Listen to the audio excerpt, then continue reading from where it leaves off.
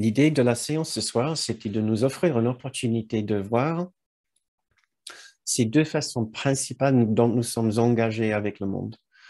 Nous passons beaucoup, beaucoup de temps à réfléchir aux choses agréables et désagréables.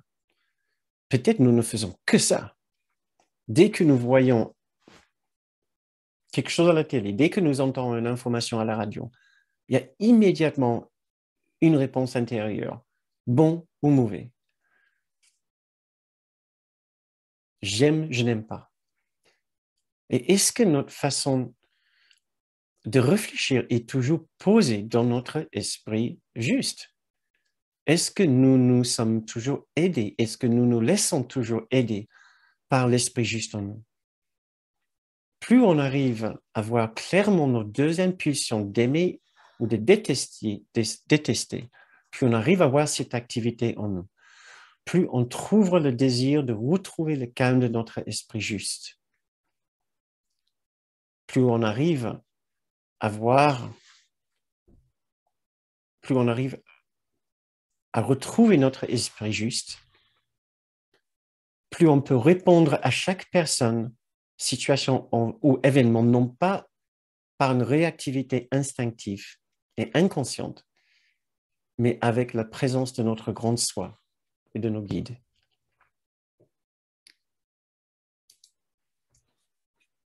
Donc, pour le reste de la séance maintenant, j'ai envie de vous inviter dans une méditation.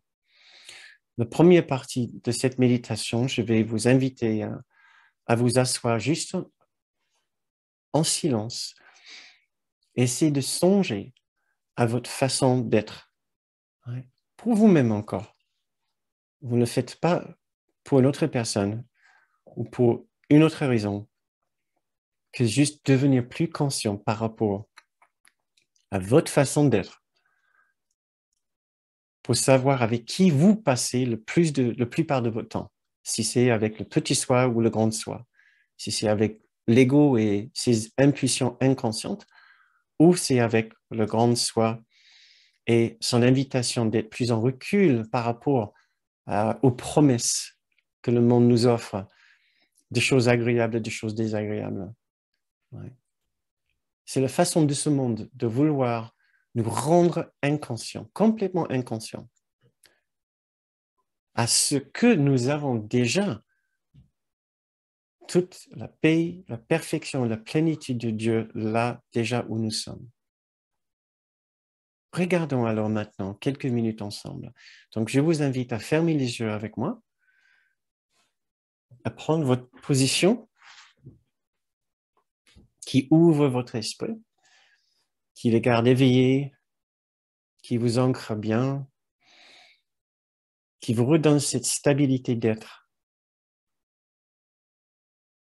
et qui nous aide à garder l'esprit bien ouvert et détendu en même temps. Si cela vous aide, vous pouvez suivre votre respiration pendant deux inspires et deux expires,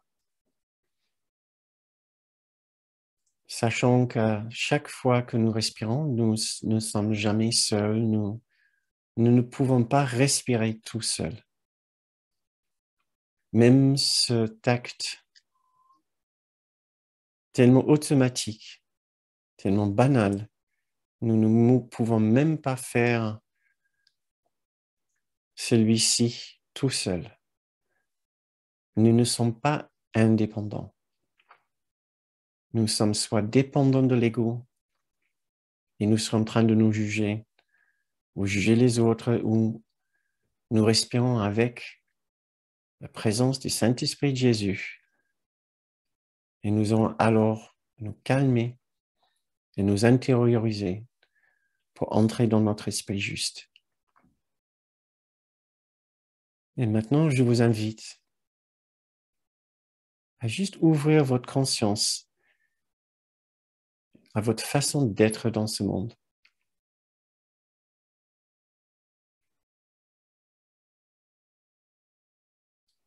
À juste voir comment nous sommes tous complètement poreux par rapport à ce monde. Toutes ces promesses et aussi tous ces dangers.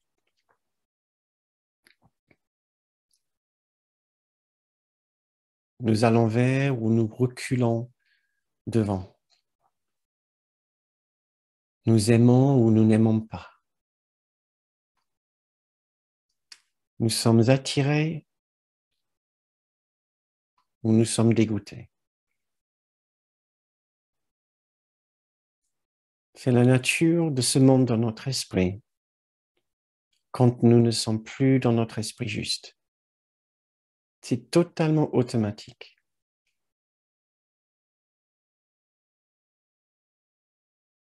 Parce que nous pensons que ces choses sont réelles. Si nous pensons que ces choses sont réelles, nous avons déjà rendu la séparation réelle. Et ces choses vont devenir importantes pour nous. Importantes parce qu'elles peuvent satisfaire nos besoins. Mais quand nous retournons à l'intérieur,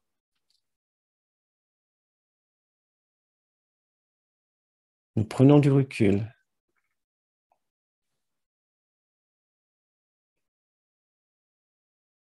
Et nous nous rendons compte que nos besoins ne sont pas ceux que nous avons toujours crus.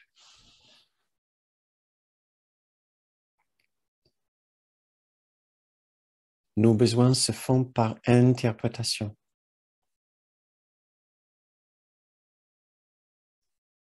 Ce qui est agréable pour nous n'est pas forcément agréable pour une autre personne. Ce qui est désagréable et un danger pour nous n'est pas forcément désagréable et un danger pour chacun.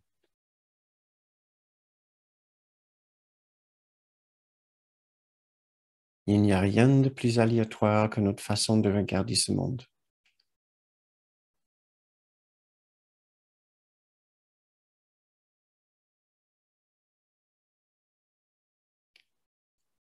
Et dans la bonté, dans l'immense bonté de notre esprit maintenant, nous voulons juste accepter que notre esprit est comme ça.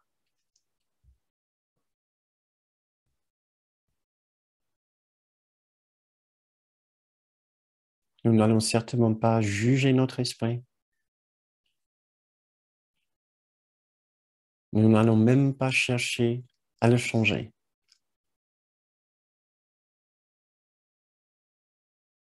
Nous voulons juste l'observer dans la plus grande douceur, gentillesse, patience, esprit de compréhension et de bonté. Parce qu'après tout, le pardon ne fait rien. Il regarde.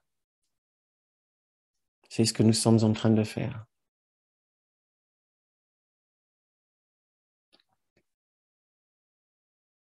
Nous regardons. Nous nous observons. Toutes les façons dont nous sommes capables de nous tromper. Par rapport à l'importance que nous donnons aux choses. Par rapport à notre réactivité. Nos réactions ne sont pas toujours en adéquation avec les situations proposées. Nous regardons, nous observons selon nous parlons. Et cela d'une façon particulière.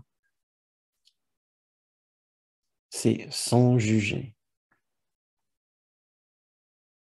Et loin d'être une façon anodine de regarder, c'est la chose la plus puissante que nous pouvons faire, puisque nous nous plaçons à nouveau juste entre Jésus sur notre droite et le Saint-Esprit sur notre gauche. Et nous nous aimons comme eux, ils nous aiment. Nous pouvons être enfin amusés par notre façon de faire. Sauf que parfois, nos réactions peuvent avoir un aspect triste.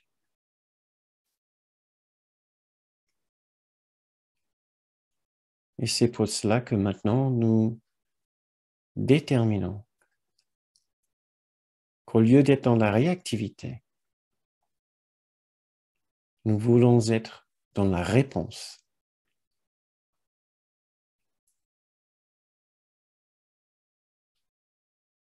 Nous voulons remplacer notre réactivité instinctive par une vision plus en recul, partagée avec nos guides et qui vient de l'endroit plus sage en nous, de notre esprit juste. Sachant qu'aucune promesse que ce monde nous a faite et aucun danger qui nous a présenté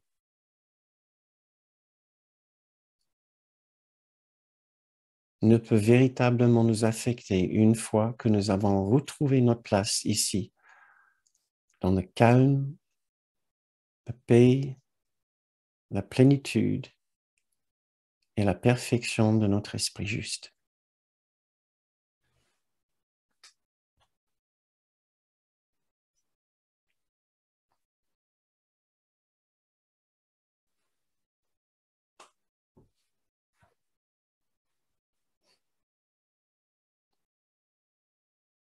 Tout ce que nous cherchons à faire maintenant, c'est simplement partager notre esprit maintenant avec ce point d'observation.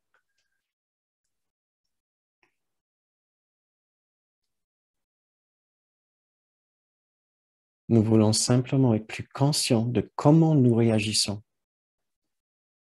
face aux choses agréables et désagréables.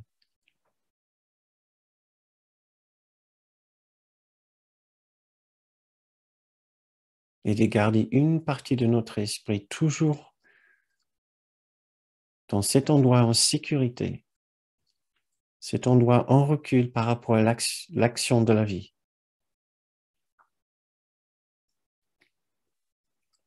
Là où nous pouvons observer ce qui se passe dans le monde et observer nos réactions et nous poser cette question.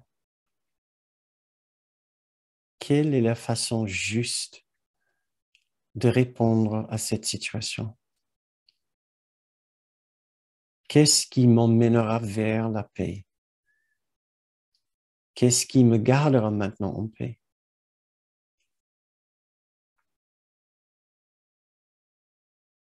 Il y a une partie de notre esprit qui nous invite toujours à rester au-dedans et de ne pas passer trop de temps dans l'extérieur à interpréter tout seul ce qui est en train de se passer là-bas. Cette partie de nous nous invite à rester dedans, là où nous entendrons nos guides nous aider à interpréter ce qui se passe dans le monde. Et pour terminer cette méditation, je vais vous faire la lecture de 2 passages du cours, l'un de la leçon 182 et l'autre de la leçon 183. Quand tu es calme un instant, quand le monde s'estompe devant toi, quand les idées sans valeur cessent d'avoir de la valeur dans ton esprit agité, alors tu entends sa voix, la voix du Christ en toi. Il t'appelle d'une façon si poignante que tu ne lui résistes pas plus longtemps. En cet instant, il t'emmène à sa demeure et tu restes avec lui dans le calme parfait, en silence et en paix, au-delà de toute parole, intouché par la peur et le doute, sublimement certain que tu es chez toi.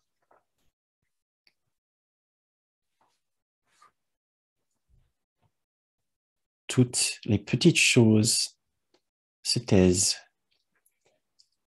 Les petits sons ne font plus maintenant aucun son. Les petites choses de la terre ont disparu. L'univers ne consiste plus en rien sauf le Fils de Dieu qui invoque son Père. Et la voix de son Père répond au saint nom de son Père. Dans cette relation éternelle et calme, où la communication transcende de loin toute parole et pourtant dépasse en profondeur et en hauteur tout ce que les mots pourraient jamais exprimer, et la paix éternelle.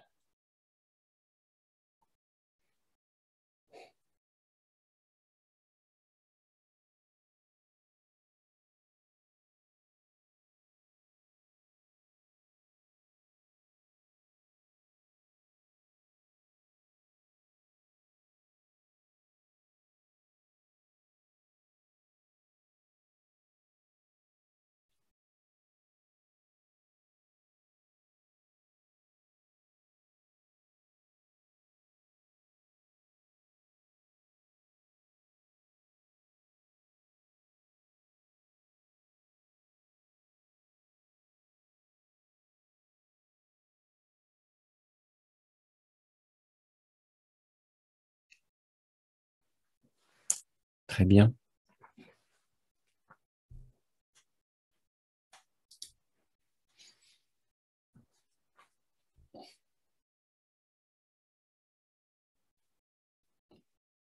C'est la fin de notre méditation. Je vous invite à ouvrir les yeux quand vous vous sentez prêt.